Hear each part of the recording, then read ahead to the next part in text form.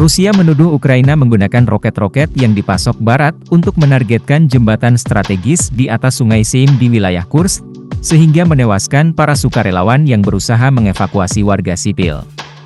Aksi penghancuran jembatan di Kursk oleh tentara Ukraina diduga menggunakan roket HIMARS bikinan Amerika Serikat. Pasukan Ukraina menghantam jembatan di distrik Glushkovsky di Kursk pada hari Jumat, 16 Agustus 2024 ketika mereka terus melancarkan serangan ke wilayah di Rusia Barat.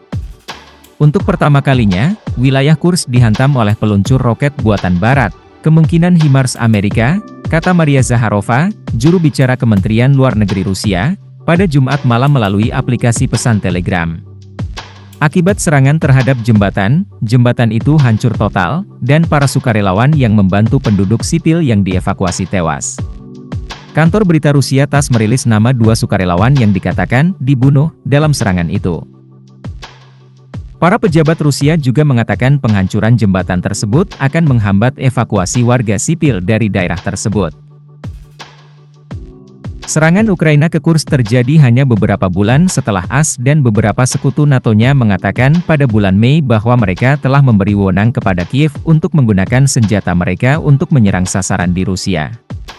Editor pertahanan Al Jazeera Alex Gatopoulos mengatakan pemboman jembatan pada hari Jumat akan mempersulit pasukan Rusia untuk mempertahankan wilayah tersebut dari serangan Ukraina dan mengakses pasokan.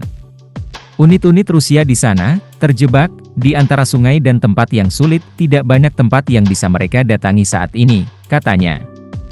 Penghancuran jembatan di Kursk.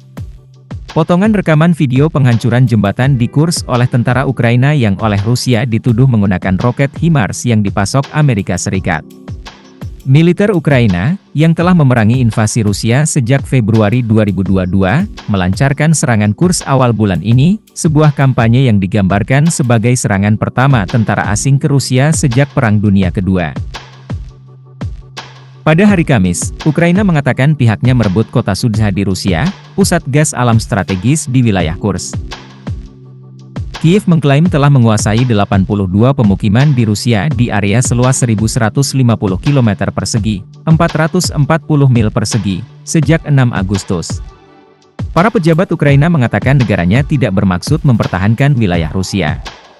Pada hari Kamis, seorang penasihat Presiden Ukraina mengatakan serangan di Kursk dapat digunakan untuk meyakinkan Federasi Rusia agar memasuki proses negosiasi yang adil.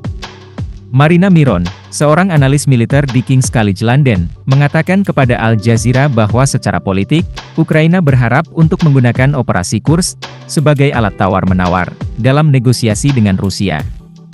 Penting bagi Ukraina untuk mengatakan bahwa mereka tidak akan menduduki tanah itu, kata Miron. Kiev juga berusaha menghilangkan tekanan dari wilayah Donbas dengan menarik pasukan Rusia ke Kursk, tambah Miron. Hal ini tampaknya belum berhasil, namun jelas bahwa pasukan Ukraina sedang mencoba untuk memperkuat diri di wilayah tersebut, katanya. Moskow bersikeras bahwa mereka berhasil memukul mundur serangan Ukraina dan menimbulkan kerugian besar pada pasukan Kiev. Pada hari Sabtu, TASS melaporkan mengutip Kementerian Pertahanan Rusia, bahwa pasukan Rusia menembak jatuh 10 roket HIMARS dan 35 drone Ukraina, dan menewaskan 420 prajurit musuh, dalam 24 jam terakhir.